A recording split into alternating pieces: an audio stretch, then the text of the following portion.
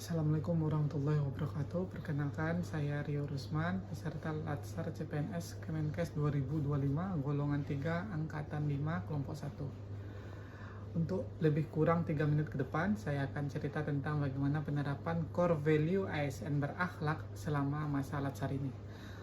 Baik saat bertugas memberikan pelayanan di tempat kerja ataupun dalam bergaul di tengah masyarakat, sebagai ASN diharapkan senantiasa selalu berpegang pada pedoman perilaku yang kita kenal dengan berakhlak.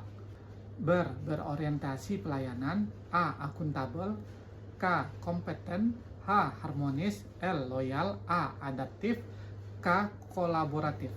Nah, selama pembelajaran di Latsar pun, nilai-nilai ini tanpa disadari sebenarnya sudah kita terapkan, diantaranya bertutur kata yang baik, berbicara yang sopan, dan bersikap saling menghargai merupakan bentuk implementasi nilai berorientasi pelayanan.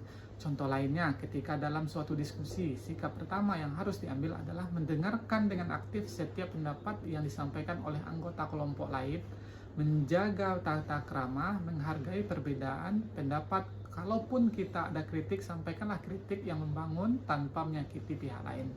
Nilai kedua, akuntabel. Berarti bertanggung jawab terhadap tugas yang diberikan dengan melaksanakannya dengan jujur, amanah, dan disiplin. Dengan mengikuti pelatihan dasar CPNS ini pun sebenarnya sudah mengamalkan nilai akuntabel jika kita laksanakan dengan penuh tanggung jawab dan disiplin. Serta saat menerima tugas-tugas selama pembelajaran, baik tugas individu ataupun tugas kelompok, kita kerjakan hingga selesai dan dikumpulkan tepat waktu.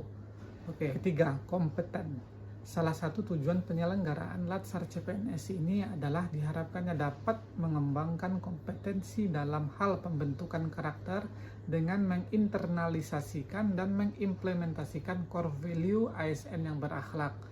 Selanjutnya, harmonis, yang bisa diartikan sebagai menghargai setiap orang apapun latar belakangnya.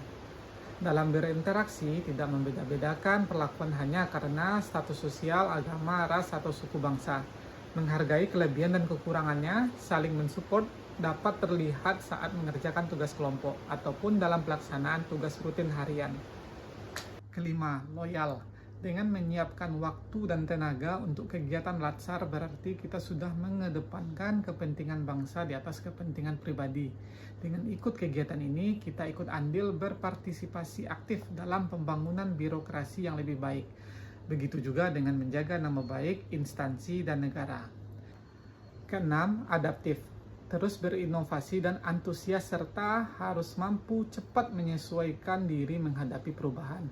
Tak dapat dielakkan perkembangan zaman, terutama perkembangan teknologi, menuntut kita untuk terus bisa beradaptasi.